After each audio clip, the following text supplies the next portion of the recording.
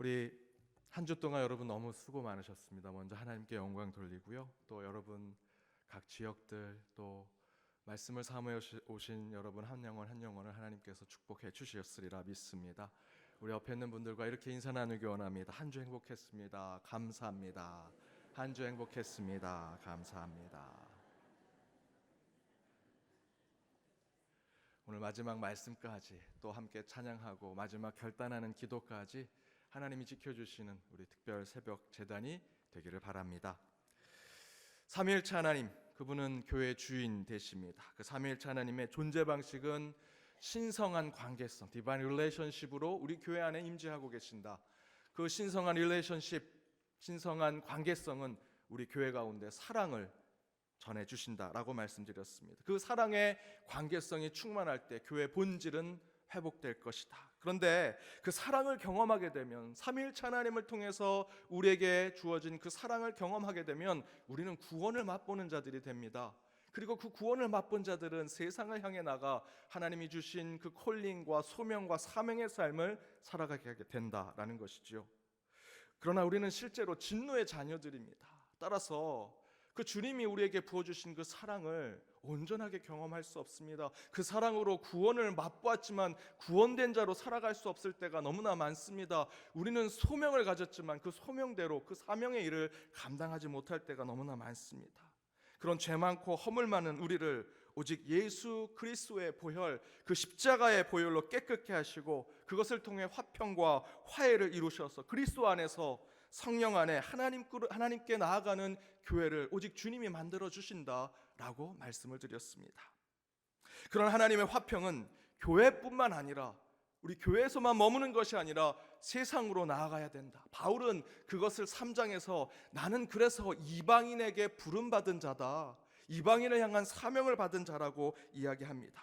그렇게 이방인에게까지 나아가는 복음을 전하는 진정한 교회가 될 때 너비와 길이와 높이와 깊이로 충만한 교회가 된다라는 것이지요.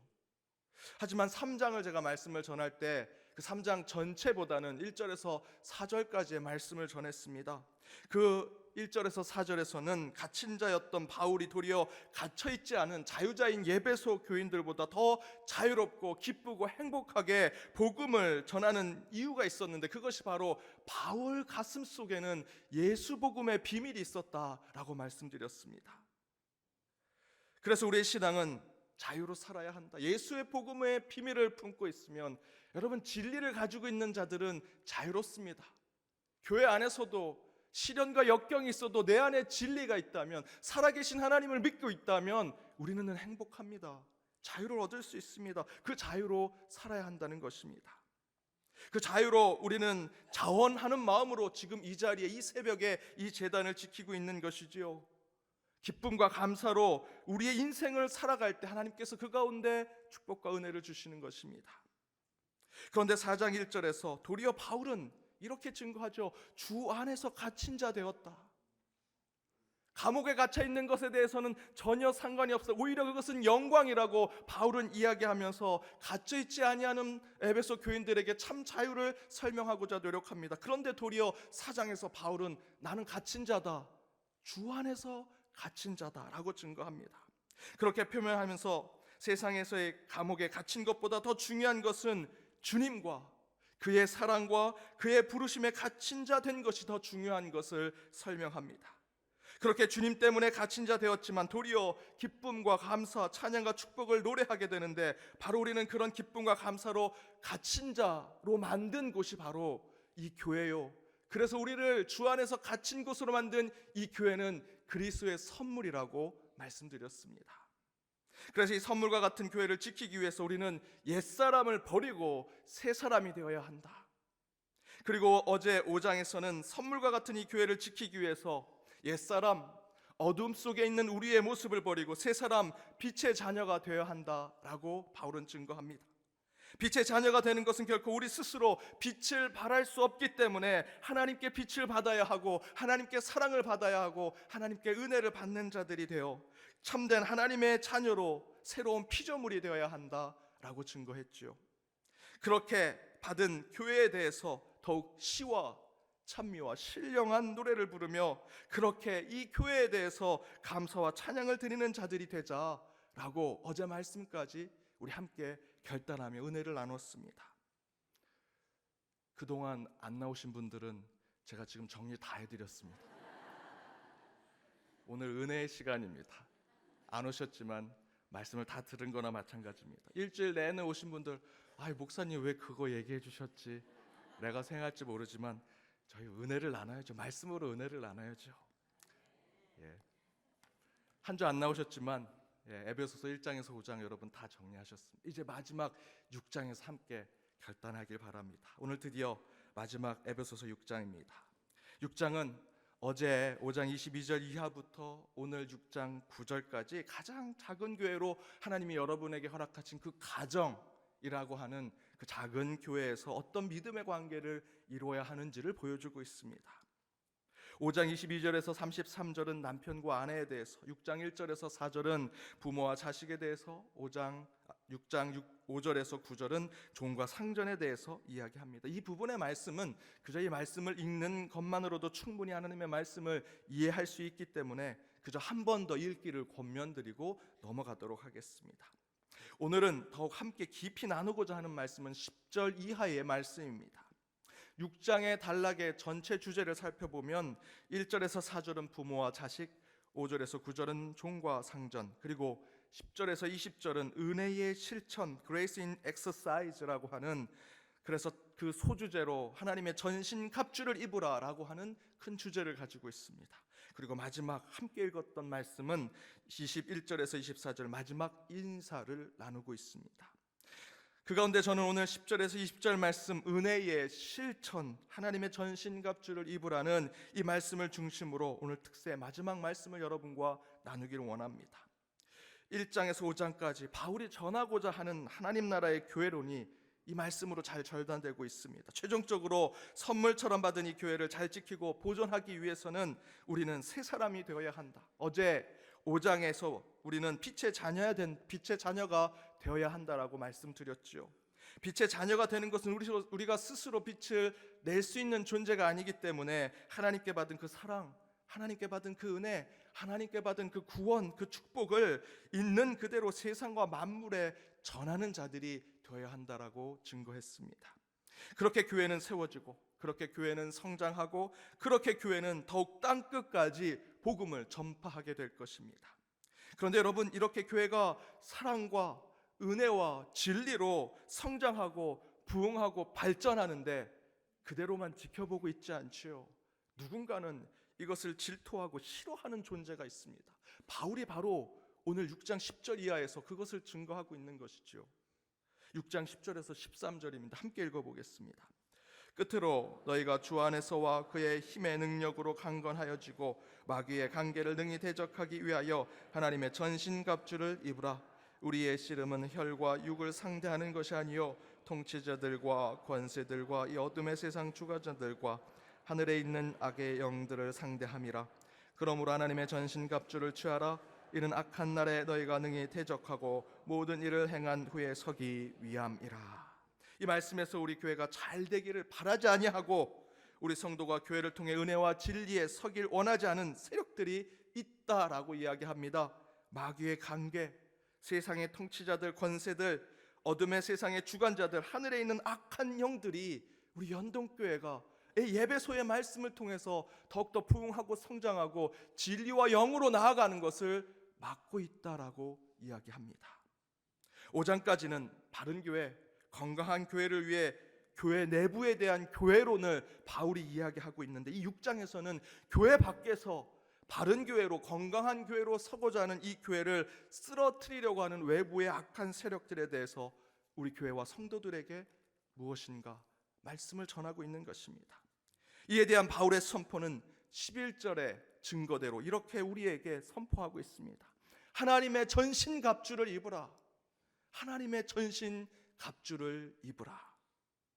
구체적으로 14절 이하부터 함께 말씀을 나눠보고자 합니다. 14절 이하에 먼저 진리로 너희의 허리띠를 띠라 라고 증거합니다. 진리의 허리띠를 띠라, 무슨 의미를 갖고 있습니까? 여러분, 장수들의 허리띠는 중심을 잡는 것입니다. 역도하는 선수들, 그 무거운 역기를 들기 위해서 이 허리에 굵은 가죽들을 두르고 허리를 종여매서 역기를 들지요. 몸의 중심인 허리를 지키고, 즉 허리로부터 힘을 주기 위함입니다. 바로 그처럼 하나님의 전신갑주를 입는 저와 여러분도 허리, 곧 중심을 잡아야 하는데, 그 중심을 잡는 것이 곧 진리로 그 중심을 잡아야 한다라고 증거하고 있습니다. 여러분, 신앙의 중심은 진리입니다. 가장 먼저 우리가 진리, 하나님 말씀에 대한 정직함과 진실함에 서게 된다면 우리의 신앙, 교회는 중심을 잡을 수 있습니다. 여러분, 정직하면 그 중심은 잃지 않습니다. 두 번째 14절에 의의 호심경을 붙이고 라고 표현합니다. 의의 흉패라고 이야기하지요. 호심경, 흉패는 가슴과 또 등을 지켜주는 감옥과 같은 것인데, 동시에 내가 장수요라고 하는 것을 상징하는 상징물이기도 합니다. 바로 이곳에 의를 채우라고 하나님은 말씀하십니다. 하나님의 의가 흉패처럼 나에게 딱 달라붙어 있는 것입니다. 내 신앙과 우리 교회는 의를 드러내며 의로움만을 위해 존재한다라는 것을 알리는 것이 의의 호심경입니다. 바로 이 흉패를 붙여서, 특별히 의의 흉패를 붙여서 우리 교회는 의로운 곳을 추구하는 곳입니다 라는 것을 세상에 보여주어야 합니다. 또한 15절에 평안의 복음이 준비한 것을 신을 신고 라고 표현합니다. 전쟁 속에서 신을 신는 것은 안정되게 서 있기 위함입니다. 신을 신지 아니하고 전쟁에 나가는 군사들은 없습니다. 따라서 이것은 준비와 예비됨을 상징하는 것입니다. 그런데 그 안정과 준비됨을 위해서 하나님이 우리에게 요구하시는 것이 평안의 복음의 신이라고 얘기합니다. 평안의 복음. 우리가 생각할 때 전쟁을 나가고 싸울 때, 여러분 누군가 싸우려고 할 때 어떤 마음을 가지십니까? 그 상대방의 나쁜 것, 원수의 내가 무엇인가 대적해서 싸울 대척점을 생각하면서 복수심을 불타오르게 하죠. 싸우는 열정을 가지려고 합니다.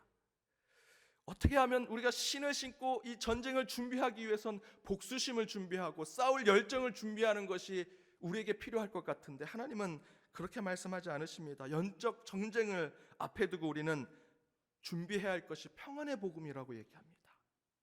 평화의 복음, 평화의 기쁜 소식.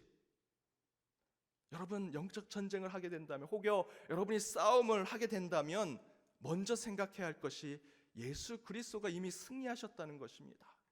그렇다면 우리가 먼저 준비할 것은 저를 어떻게 이길까라는 복수심이 아니라 우리 안에 평화요, 평안입니다. 바로 그것을 이야기하는 표현이지요. 16절은 믿음의 방패. 여기서의 방패는 작은 방패를 얘기하는 것이 아닙니다. 헬라어 기준대로 보면 아주 큰 방패를 이야기합니다. 겹겹이 가죽을 쌓아놓고 역청을 바르고 기름을 바러 그곳에 불화살이 쏘여져도 그 불화살이 다 꺼지는 그런 방패를 얘기합니다.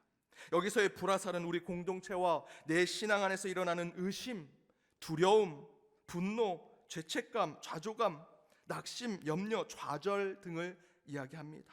그것들이 불화살처럼 우리에게 올지라도 믿음의 방패로 그것을 막아내면 모든 그 불들은 다 사라지게 된다라는 것입니다. 그런 방패를 상징하고 있습니다. 17절은 구원의 투구를 얘기합니다. 투구는 내 머리를 보호하는 것뿐만 아니라 전쟁 속에서 투구를 쓰는 것은 곧 이미 승리하였다라는 상징이라고 얘기합니다. 이미 우리는 구원받은 자들로 예수 그리스도를 통해 저와 여러분은 승리한 자입니다. 믿으십니까? 예수의 십자가로, 주님의 보혈로, 그 골고다에 오르신 주님의 그 채찍질을 맞으시고 가시면류관을 쓰신 것으로 이미 우리는 승리한 자가 됐습니다. 이미 이긴 자가 되었습니다. 구원의 승리의 투구를 쓰는 자들이 되어야 함을 보여주는 말씀입니다. 17절에선 성령의 검을 이야기합니다. 여기서 바울의 표현은 짧고 굵은 칼을 이야기한다고 합니다. 이 표현은 히브리서 4장 12절 말씀에서 잘 증거하고 있습니다. 함께 읽어보겠습니다.